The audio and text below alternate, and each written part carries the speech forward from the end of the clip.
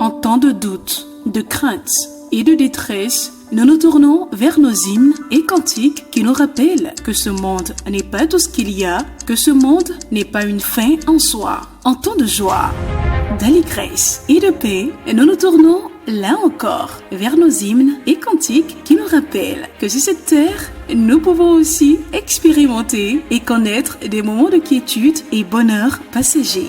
Mais dans ces deux circonstances opposées, comme les côtés pile et face d'une pièce de monnaie, comme la scène et les coulisses d'une pièce de théâtre, image de la vie terrestre, le chrétien doit savoir que ce qui nous attend en tant que disciple de Christ, c'est le royaume céleste. C'est ce que nous dit le cantique « Voir mon Sauveur face à face » ou le cantique « Oh, quelle grâce il a fallu » la version française de Amazing Grace. Et derrière chaque cantique ou hymne, il y a une histoire et nombreuses sont ces histoires qui ont été écrites dans des circonstances personnelles douloureuses vécues par les auteurs. En partageant leurs histoires et leurs circonstances, nous trouverons encore plus de réconfort dans notre propre histoire et dans nos propres circonstances.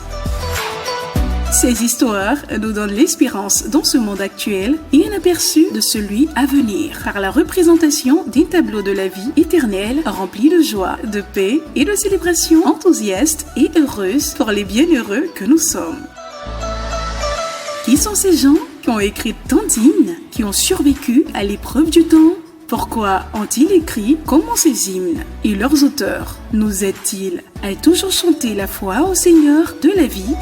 Autant de questions auxquelles cet ouvrage, qui est à son 2e volume, essaie d'apporter des réponses. L'auteur part donc à la recherche des histoires en termes de témoignages derrière nos cantiques, à travers des sources multiples pour nous les faire connaître, afin de mieux louer et adorer notre Seigneur, pour mieux le servir et témoigner. À Dieu soit la gloire.